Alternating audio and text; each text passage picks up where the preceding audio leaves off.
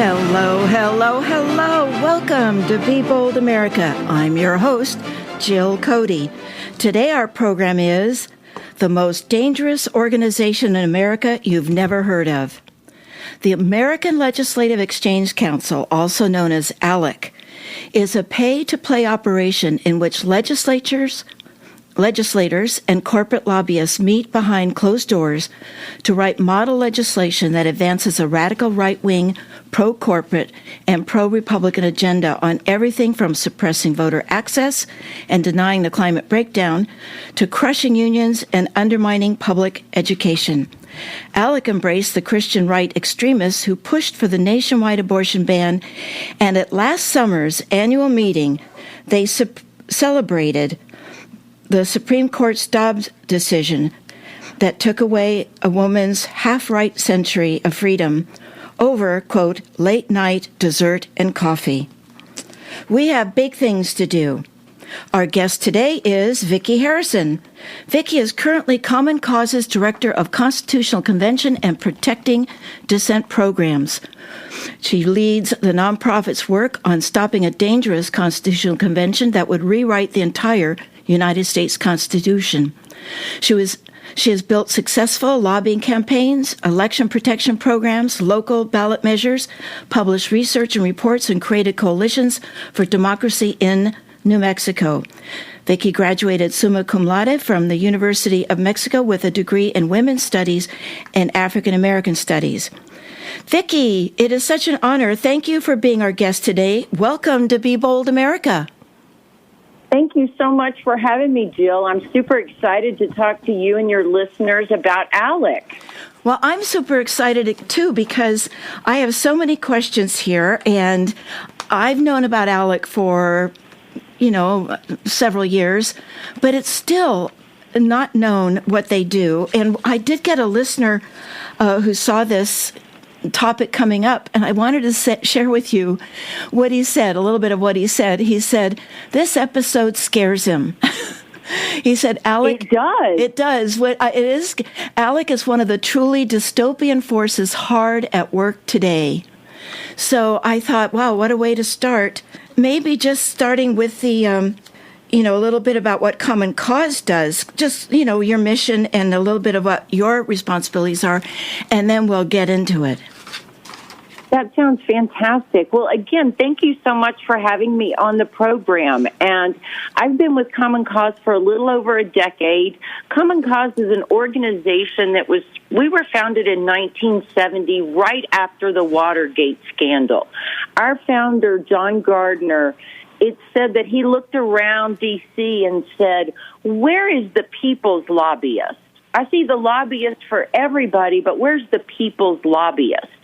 So, Jill, we work on things like democracy reform, voting rights, gerrymandering, media in democracy, all sorts of issues. Back in the day, we were the ones working on Open Meetings Act and mundane things that we thought were pretty easy, like public records, public access to meetings. And then we saw during the pandemic some of those norms thrown completely out the window, and we were back to 1970 again. So we work on, we call ourselves the people's lobbyist, holding power accountable. I always say that we're the ones in state houses and in Congress asking legislators to give up some of that power and do the right thing. Common Cause just had two big wins a week ago. One was in the state of Oregon, and the other was with the Supreme Court. Just a little bit about that, too, please. Absolutely. Our win in Oregon was the Oregon State Legislature rescinded all previous calls for a constitutional convention. Now, Jill, they had some old ones on the books, things that had already been accomplished through our amendment process.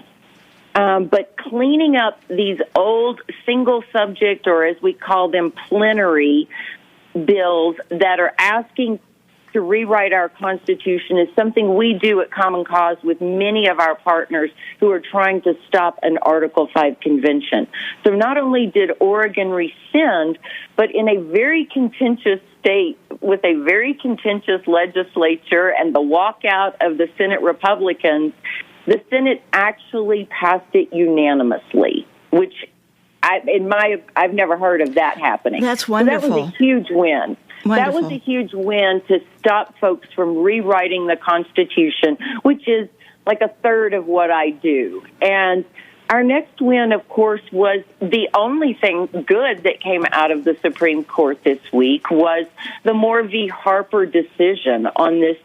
You know, it's wonky. It's called the independent state legislature theory. But would it destroy democracy if they voted the other way, right? Well, exactly. And that's the way I've tried to simplify it. You know, this case started in North Carolina when North Carolina legislature a few years ago did their maps, their redistricting process.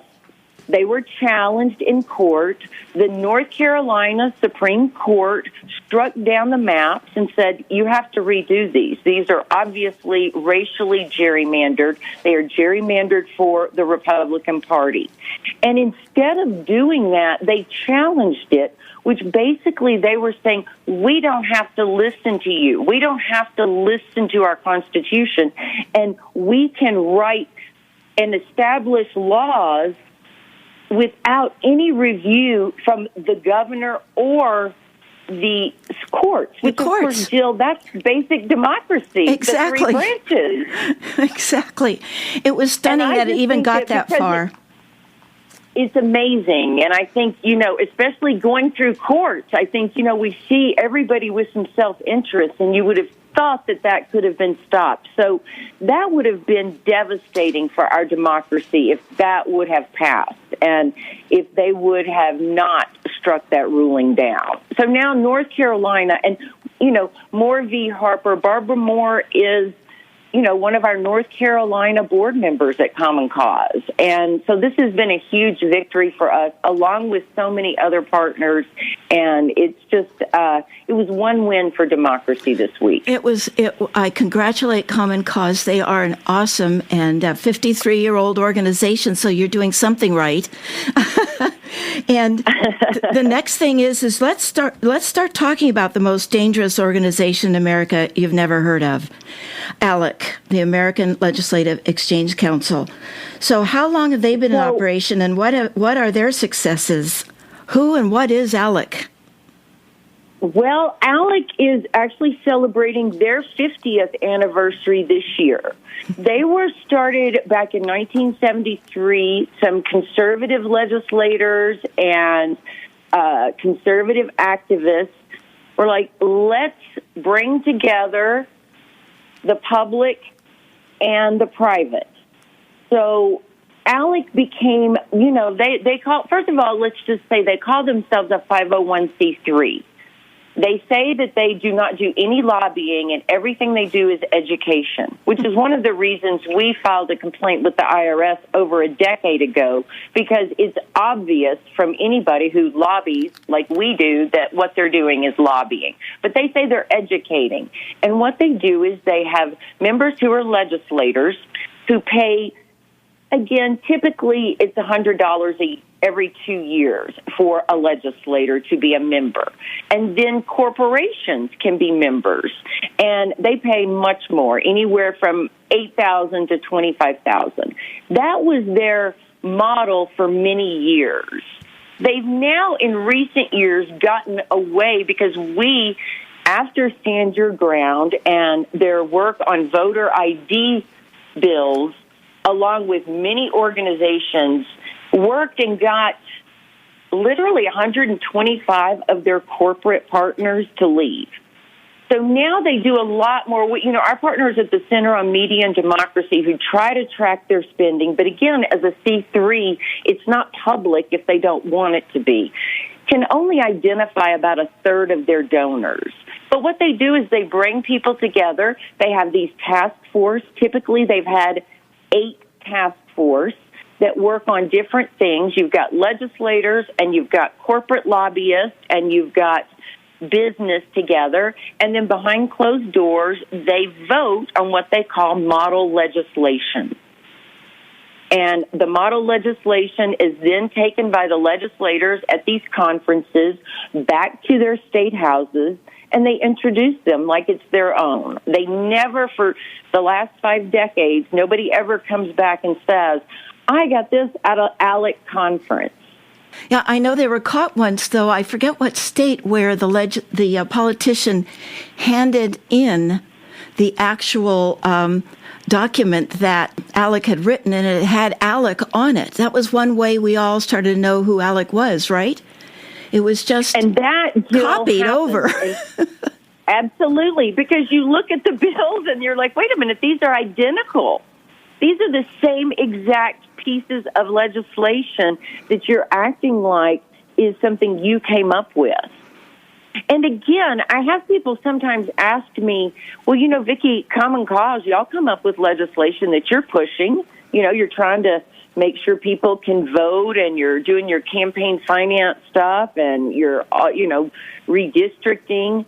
But again, we are not monetarily, we're not politically benefiting from passing any of that. Whereas these corporations, ALEC says it's all about reducing government and reducing this excess fiscal spending. But what it really is, and I've heard this many times, it's profit-driven legislation. And that is the problem, because they're obviously lobbying. They are working, they're creating the access. Lobbying, people like to think of it because a company gave you a big check.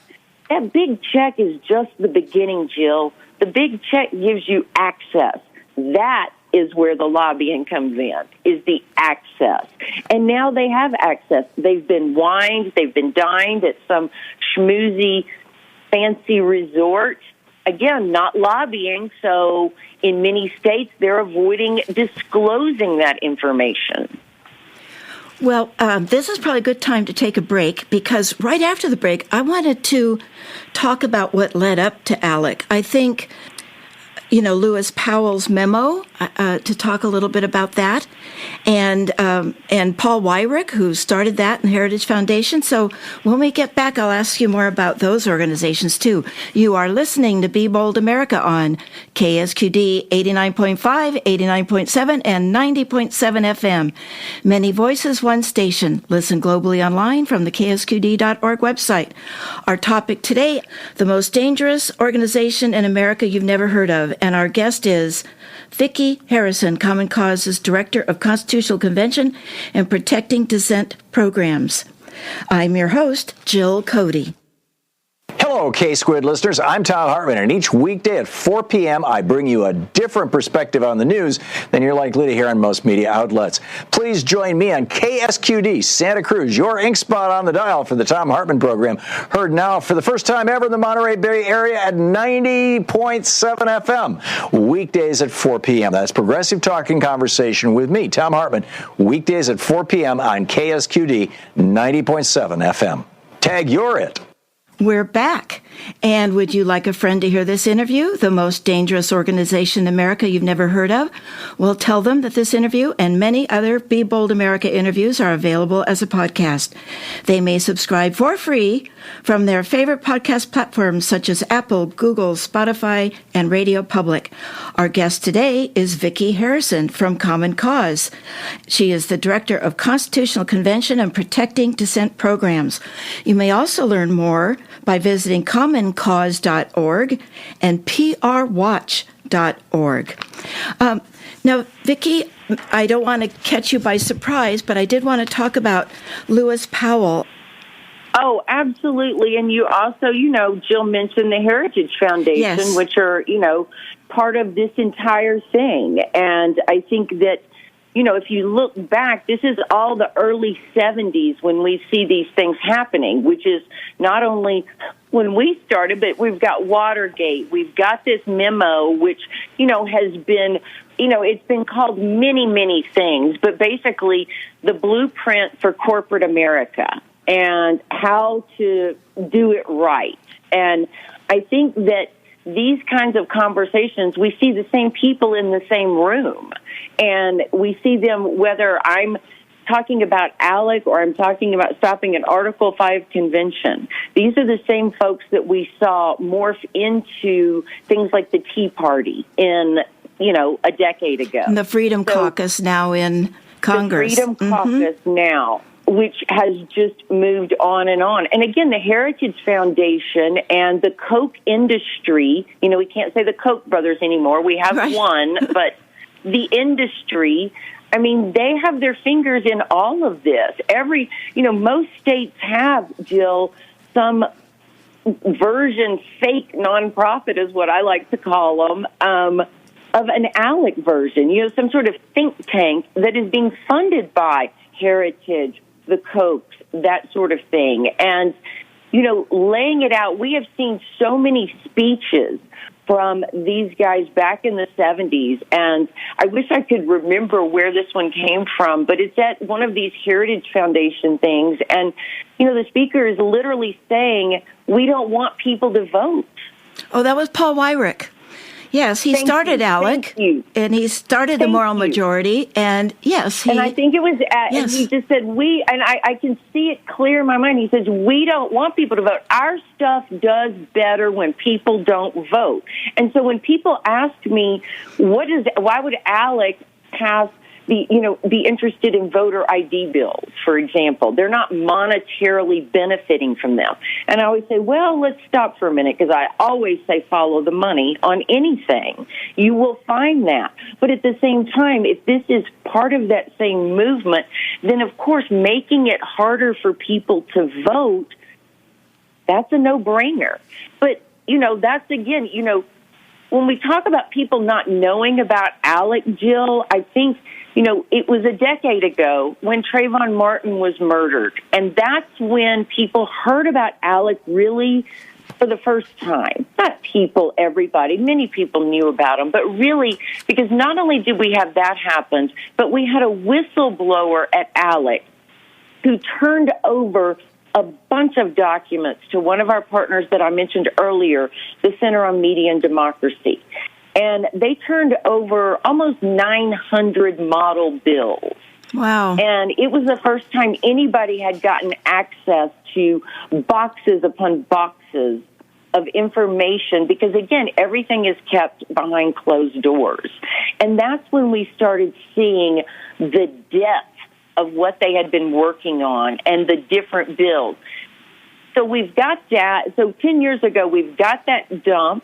We've got Trayvon Martin being murdered. And again, ALEC didn't start the Stand Your Ground bill, but what they did after Florida passed it almost 20 years ago was they then took it to another over 20 states and really pushed it for the next 5 years. And so they got a lot of pushback. There was actual media about ALEC, about the Stand Your Ground bill.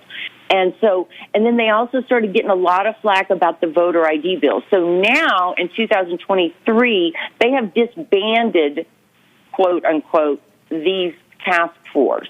And they're working on other things now that, they say that they review what they're doing every 5 years and move things as necessary.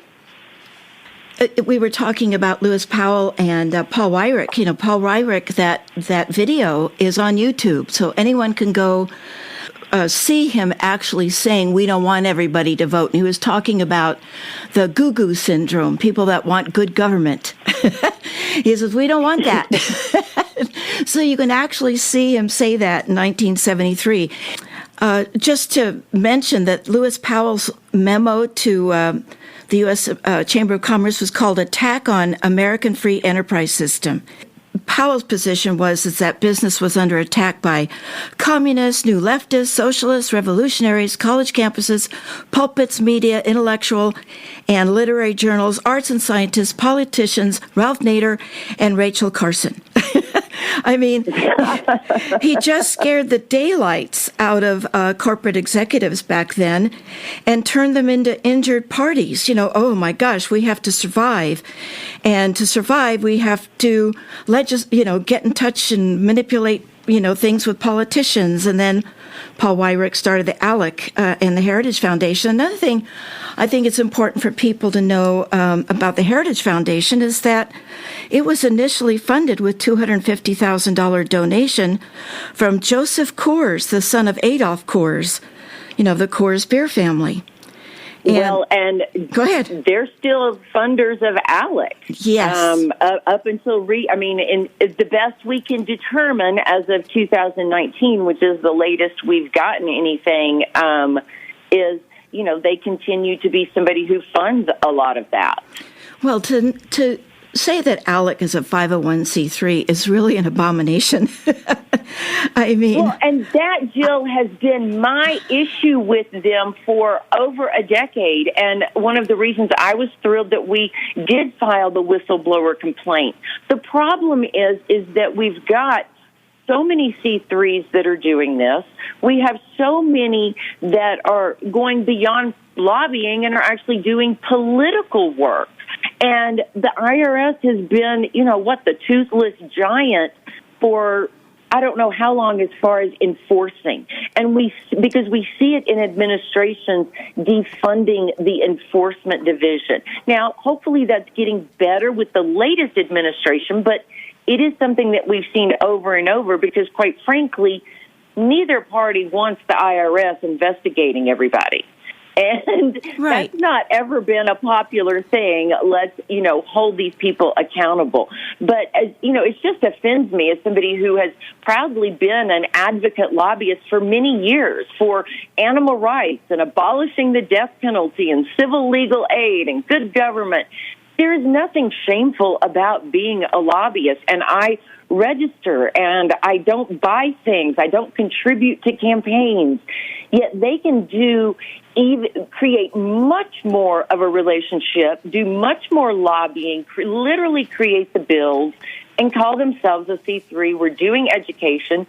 So not only are they not having to register, not having to disclose, but think about all the corporations, whether they're donating to them or now they're, moving into sponsoring an event or a panel. That's a tax-deductible donation back to the corporation. It's just insidious. Also, ALEC seems to frame everything as a monumental moral fight of historic significance. I mean, just the drama, they just keep going that they're in a fight for their lives. The ALEC is where the back room is where the laws are born. I read here, I think maybe from ALEC Exposed. Is ALEC Exposed on that PR Watch website? Vicki, It is. Yes, and okay. That's where those initial documents were put and where our partners at CMD are working to continually update that. It's difficult. People ask me all the time, Jill, is my state legislator a member? Is this corporation a member? And I always say, I don't know, kind of. I might know, but everything is in secret. So unless somebody who attends something or somebody who's there talks about it, or we have some places where state legislators are proud of being a member of ALEC and they tell everybody. Well, and I think... Go ahead. No, I was just going to say, that really is. They like to continually, and you will hear them in every media blitz they do, talk about being nonpartisan, bipartisan. We have members from every walk of the political spectrum, and it's just not true. They may have a few independents or, unaffiliated voter people that are legislators. They may have a couple of Democrats, but it's overwhelmingly a majority of really conservative Republican legislators who are then, as you mentioned, working behind closed doors on a task force with business, with corporate lobbyists, to decide and vote on which model legislation they're going to push to their members. We had this with, so far, we've discovered 2 Supreme Court justices that have just taken money from billionaires and gone off to resorts. And does that happen with ALEC? Do they pay for lawmaker trips to go to resorts to get these ready-made bills? Absolutely. Uh-huh. Absolutely. This is something that they do. And again, Jill, like you just mentioned, most of this country is horrified that our Supreme Court or our legislators or Congress, we are not that jaded that it doesn't horrify us, that they are taking advantage of their position. They're not disclosing it. You know, I used to have some legislators would tell me around campaign finance reports or disclosure, you know, Vicki, I'm following the law. And I used to tell them, Jill, way to scrape the bottom of the barrel, okay? The law is what you have to do. Right. Above the law, there's ethics. And then above ethics is your own morality. What is stopping us from doing better? If I were a Supreme Court justice, I would go above and beyond to restore faith. I would feel like it was my job to help the American public even think that we had a shred of dignity left. Instead, we see ALEC doing the same thing. We've heard from legislators who've attended conferences for the last couple of decades about the lavish parties and the free drinks and the cocktails and the cigars and, you know, the golf trips and all of that. Well, I talk about the law is really the bottom, as you said. It's the final lowest level. And as you mentioned, you have ethics, to do that. Morals, traditions, norms, values. That's what our democracy is created on. Are those first. Somebody's own character and integrity and trustworthiness, and not being because of those character traits, not being corruptible, and then use and then say, well, I'm doing what the law says. It's like, what? You know, you need to do more than that. Me. You have to do more than that. The law, again, that's the base. That's what you have to do. And nothing prevents people from doing better. And I think anyone who is an elected official or a Supreme Court justice, that's their job to do the right thing. And I always tell people, you've known what was the right thing since you were in kindergarten, and don't tell me you don't, because I know you do know what's right. Well, in my book, America Abandoned, I talked about anti-character. Simply put, you know it's wrong and you do it anyway. You have these character traits of honesty and integrity and, as I said, trustworthiness. And you know that lying isn't being trustworthy, and not honest. And you do it anyway. So it's intentional anti-character. We don't like character. We don't want to have anything to do with that.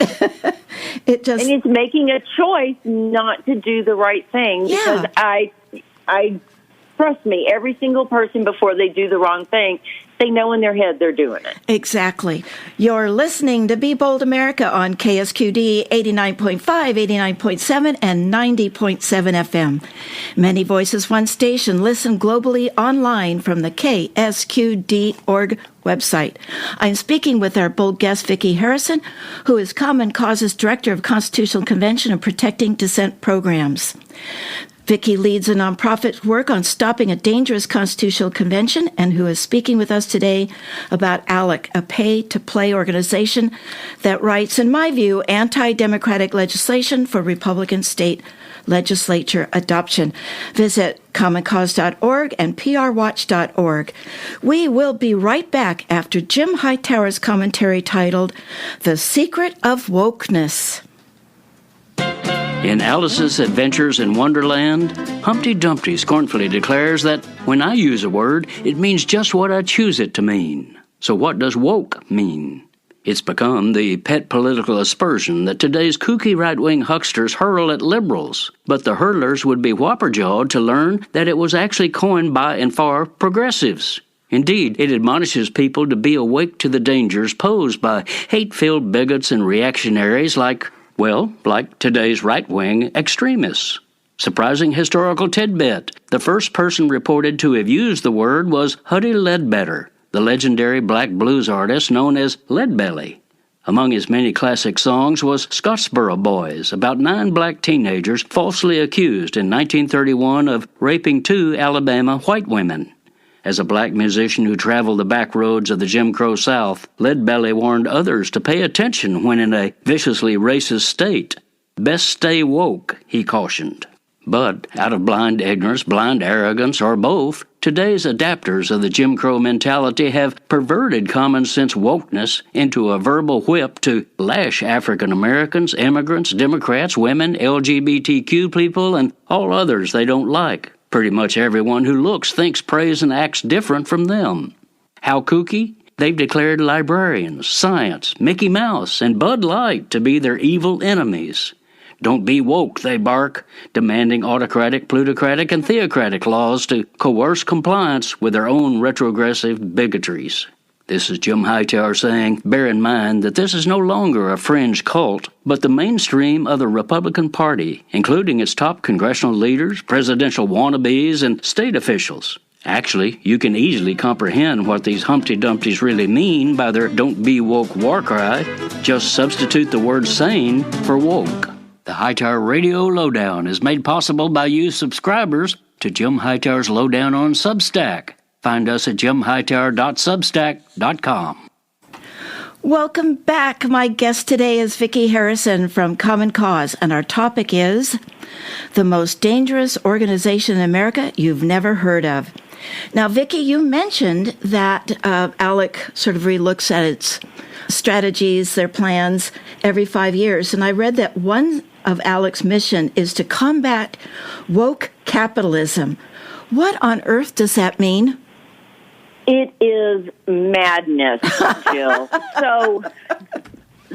So one of their latest things, in addition, they have folks on their, advisory council is what they're now calling them instead of their corporate board, that are part of, oil and gas, energy companies. And so ESG, it stands for environmental, social, and governance.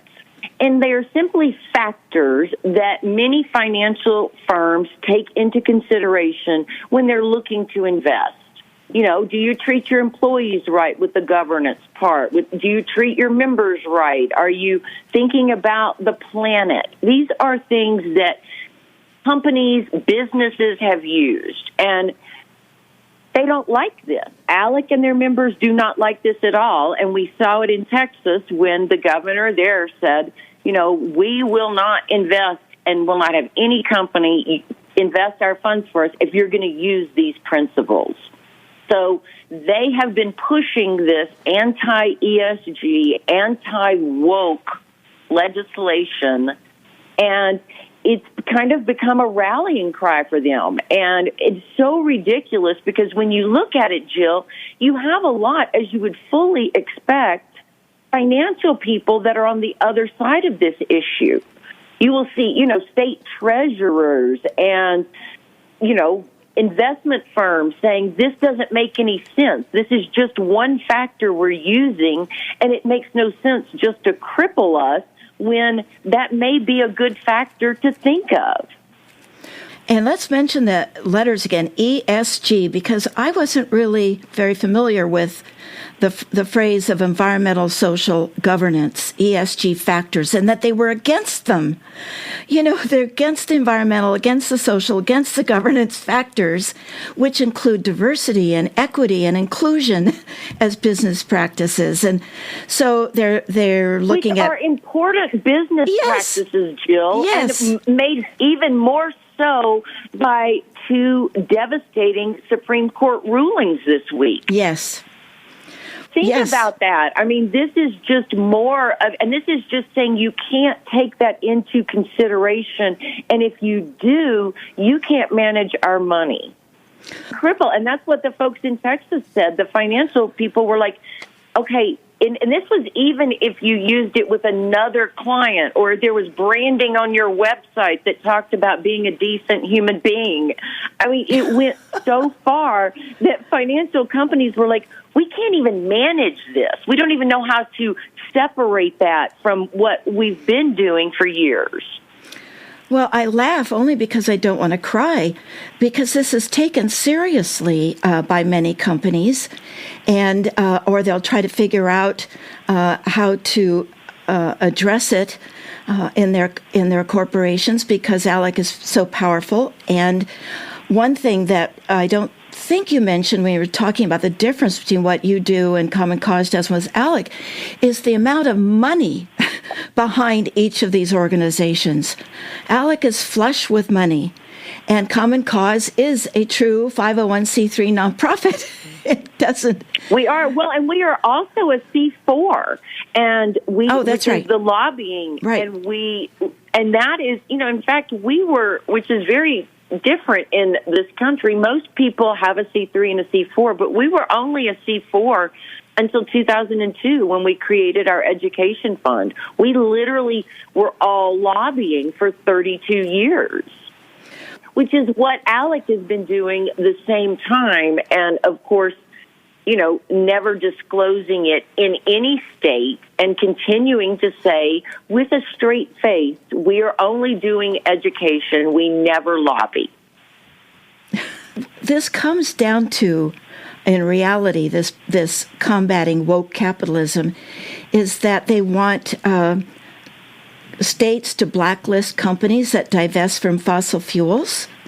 That's attack against trying to do anything to stop the breakdown of our climate. They want to prohibit anyone managing state, local, or university pension funds, public pension funds, from considering the climate emergency or other social and political factors when investing these pension funds. What I also see, and I don't think many people really spend much time about because it's kind of boring, but when you talk about environmental, social, and governance factors, you're really talking about the commons. In a democracy, we come together and as a people to fund and manage what we call the commons. I can't have my own sewer system. I don't want to know where that goes when I flush the toilet. I mean, I can't have my own library system. I can't have my own fire department. I can't have my own police department. I mean, it goes on and on and on. And we come together as people to work for the commons, and yet I see what ALEC is saying about when they use environmental, social, and governance, is really trying to destroy the commons. And they say, quote unquote, ESG investing is socialism in sheep's clothing. Now, supporting the commons is not socialism. The state doesn't own the company. The state isn't running the corporation. It is social behavior in coming together, but it is not socialism. And this is what drives me crazy, is that they're successfully mixing those two. Yeah, go ahead. Well, and it's the same fear tactics that we just spoke about with the Powell memo. I mean, these are socialist ideas to think about the environment, the social welfare of our country, and your governance, like your board of directors. How do you treat your staff? I mean, it's just more. I mean, of course, these are the same people that pushed the right to work laws, that worked with Scott Walker and many others to try to cripple unions in our country. And, when you look at the things that they have worked on, I mean, bail bonds, I mean, this with the ESG is not surprising at all. And it makes sense for them because they want to protect the big energy. I mean, this is, making sure that, you can't have a protest near a pipeline. I mean, the other part of my job is working to protect the First Amendment. Jill, if you would have asked me 10, 15 years ago I needed to do that, I would say there's attorneys out there that have been doing this and they're in courts, and the idea in America that we can't protest is absolutely absurd. Or that if we do protest, it's okay if somebody runs over us because we're standing in the street. To make it legal to run over somebody. Absolutely. Or to say, as long as I am not inconvenienced, it's okay. We've seen these bills for years trying to come up. I used to work on animal rights issues, and we would see bills coming up saying you can't stand on public property and videotape an animal operation. And I was just like, wait a minute, that's totally illegal. They can't do that. It's public property. But this is something that we see continuing with the ESG and the climate. I'm trying to remember the name of one of their bills they had a few years ago around the Energy Discrimination Act. It's always the opposite opposite of what it does. And they said, right. They're like, this is more wokeness, and they're discriminating by saying they're not going to invest in companies that, are doing X, Y, and Z. And again, the financial folks, Jill, are saying, wait a minute, why are state legislators who may know nothing about the financial markets deciding what we're going to do for state employee pensions? And just shifting the conversation a little bit, because I don't want to miss out on it, is ALEC's position on a woman's freedom of choice, liberty to make her own decision. Talk a little bit about ALEC's position on taking away half a century right that women had. They cheered it, and they have members who have been working for decades to reverse that decision. And this is more of, as you mentioned, this really conservative right movement. And there's so many things that we probably won't get to, and I hope your listeners look it up, because not only do we have them cheering and, saying we're going to do everything we can to make sure this gets passed in state houses as well around a woman's right to choose. We've got the privatization of education, which is one of the scariest things for me to even think about as somebody who loves education, and the way they have manipulated bills around privatization of education, online education schools, which, you can literally see somebody write the bill. I always think of that K-12, that's this online schooling, which people got terrible schooling with and built millions out of many state governments. And, it's the right to work. We just barely mentioned that, but that was a big campaign that they have pushed in many states. We've seen it. I live in New Mexico, and they couldn't get it passed at the state level, so they started passing it, Jill, in counties, county by county. And it would be after people had attended an ALEC conference, and they would come back fresh with their bills. There's a lot of issues. As I said, a decade ago, Lisa Graves was given 850-something bills. Wow. And county by county takes a lot of money and a lot of person power. I read on ALEC that ALEC stated regarding women's freedom of choice, they said that state legislators should have the authority to decide what is best for women and their personal health. That's really a state legislator decision. It's just... It's horrifying, because they love to bring up the states' rights argument when it makes sense to them. Right. And they use it, and it's, again, it's frustrating. I tell people I work on voting, and nothing frustrates young people more than when they understand that every state has their own system for primary elections. So by the time you get to the general, you're literally comparing apples and oranges. There are certain things that should not be left up to the state to decide. Whether somebody can vote and whether somebody has control over their own body, I think would be a couple of them. Exactly. And they know that they're pushing this, because then they're going to turn around and push it in Congress. Because, as we know, many of our state legislators then become congressional members. They become U.S. senators. And while some of them may be proud of their ALEC connection, many of them are going to hide it, and you don't know. And trying to track the bills when you don't even necessarily know what issues they're working on, unless something is leaked, is incredibly difficult. So I always tell people when they ask me, is this an ALEC bill? I'm like, you need to Google some of that. You need to reach out to the organizations that are working on that bill, find out where it came from. If you are an advocate who works for a nonprofit, you're lobbying in California, and you see a bill, find out the other partners. go to the Legislative Council Services and who drafted that bill and find out who wrote this bill, who sent you this language, where did it come from? If you're just joining us, our topic is the most dangerous organization in America you've never heard of. And my bold interview guest is Vicki Harrison, Common Cause's Director of Constitutional Convention and Protecting Dissent Programs. Vicki leads the nonprofit's work on stopping a dangerous constitutional convention and who is talking to us today about ALEC that writes dangerous anti-democratic legislation.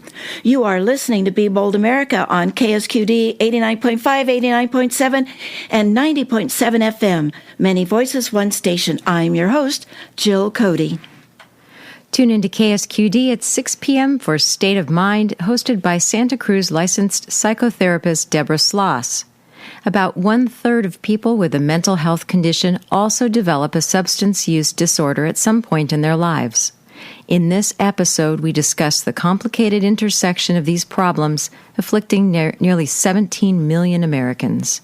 Deborah speaks with psychotherapist Cynthia Nolenberger and Rick, an artist and musician who shares his journey to mental health recovery and substance use recovery.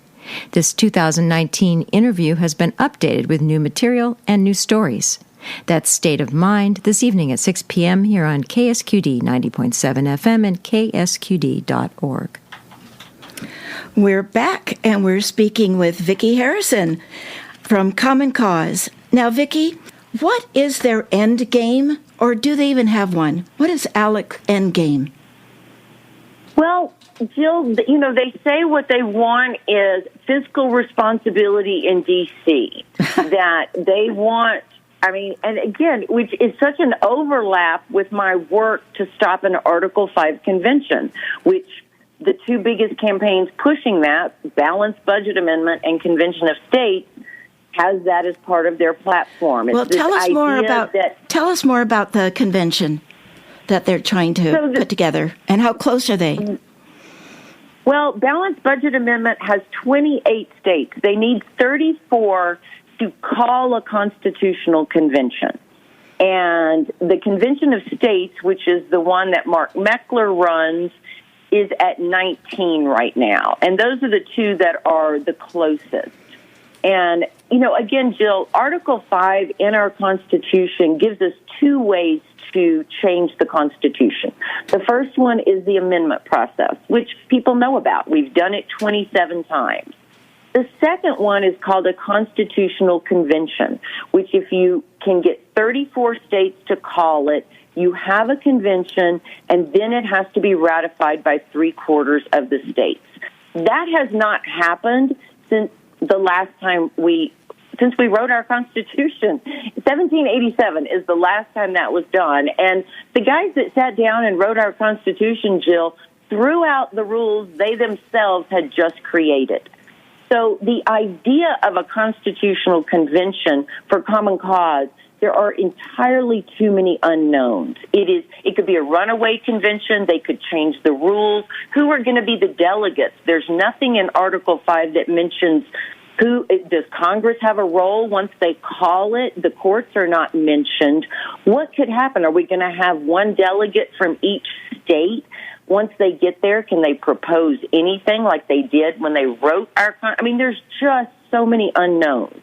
And we've got people across the political spectrum that are against this. Even though these two major campaigns currently are being run by primarily Republicans, we have many Republicans in this country who are staunchly against an Article 5 convention, which we just saw in Oregon when every single state senator voted to rescind previous calls.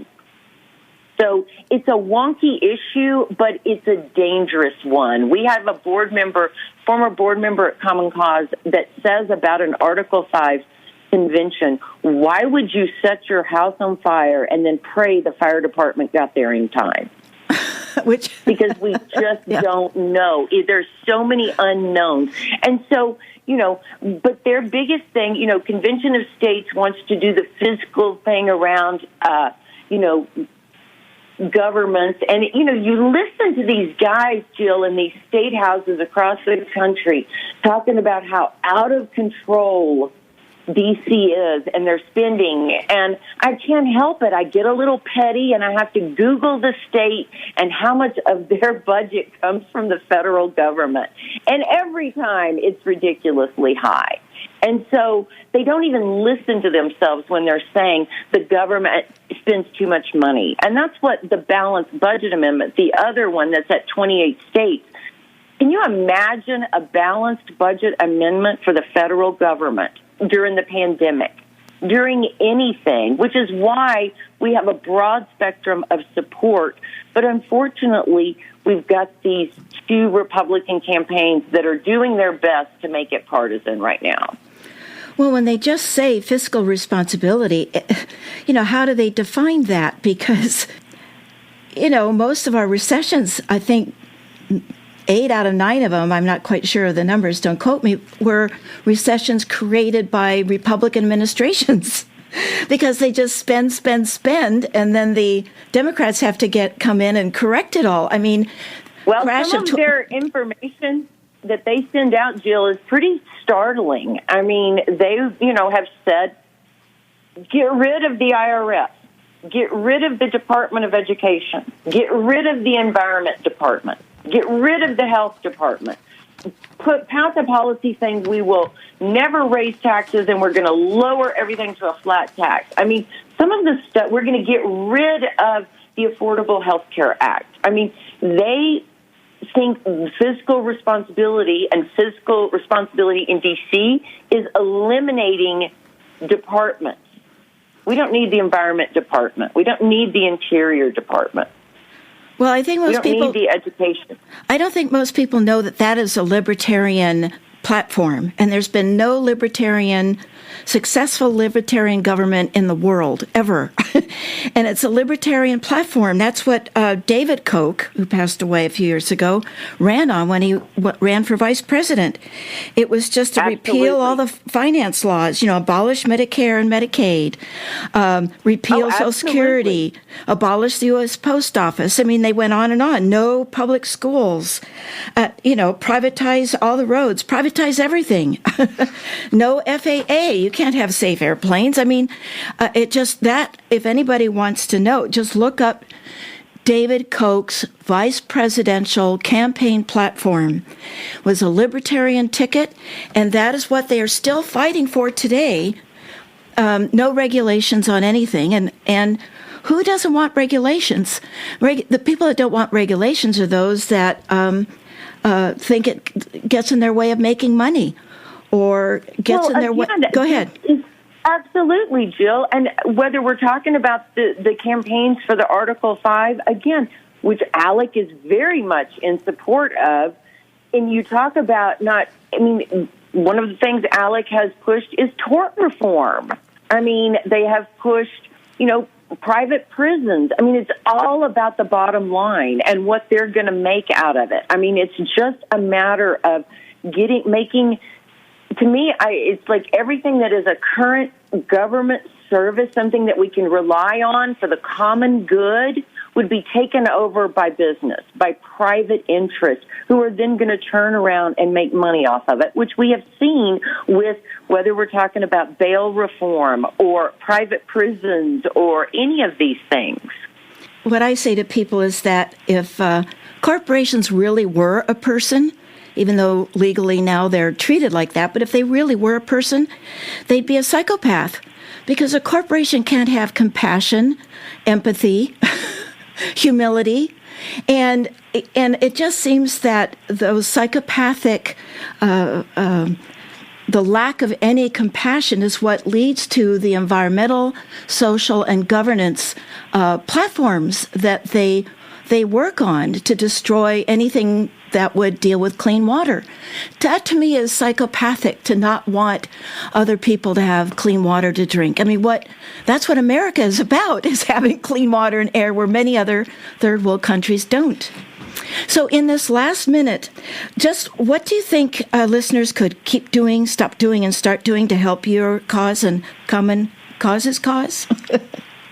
Oh, isn't that great? I think, Jill, that what people can keep doing is keep being engaged, talking to their friends and family about issues that matter to them and getting them engaged. Nothing convinces somebody else to get involved more than a friend or family member. And stop doing, I don't really know. I think we're all doing our best post-pandemic. So if you're doing something that's not healthy, I'm going to raise a glass to you and say, keep doing it. Mm-hmm. But what you could do in the future is make sure that you reach out to those nonprofits that are working, whether they're doing it in Congress or in the State House in California. Get involved. If you care about immigration rights or women's issues or whatever, education, find those organizations that are doing that work and get involved. Find out how to stop ALEC before it becomes a law in your state. Well, and you'll find, too, that getting involved, you meet new people, you have fun, you get included in other groups, and it really gives life a sense of meaning. Vicki, thank you for being our bold... Thank you. We need volunteers. Yes, everybody needs the volunteers. Thank you so much for being our bold and impressive guest today. I'm so grateful of your time, and it was such an honor. Thank you, Vicki, for joining us on Be Bold America today. Thank you for having me, Jill. And I want to remind listeners to visit commoncause.org and prwatch.org. What's up next on Be Bold America? Please join us on Sunday, July 16th, when friend of the show, Tom Hartman, returns for his fourth visit. This #1 progressive talk show host will be telling us about his most recent book, The Hidden History of American Democracy. Democracy is the default state of virtually every animal species on Earth, and humanity is no exception. Only with the power of great wealth, control of media, or the force of arms and technology is it overcome by dictators, popes, and kings. In Tom's powerful sweeping history and analysis of American democracy, he shows how democracy is the one form of government most likely to produce peace and happiness among people. Now our democracy is under targeted threat. So how do we save the longest-lasting democracy in the world? Don't miss The Hidden History of American Democracy with Tom Hartman, and join Be Bold America on Sunday, July 16th at 5 p.m. As a reminder, Be Bold America is available as a podcast. Now you may listen to the show anytime for free by subscribing to Apple, Google, and other platforms. I want to give a special thank you to Be Bold America's program engineer, Eliza James, and to our station's program director, Howard Feldstein. You are listening to KSQD Santa Cruz, Prunedale. Many voices, one station. Listen worldwide online at ksqd.org. Stay tuned for State of Mind with Deborah Schloss. My name is Jill Cody, and thank you for listening to Be Bold America. Until next time, keep, stop, start.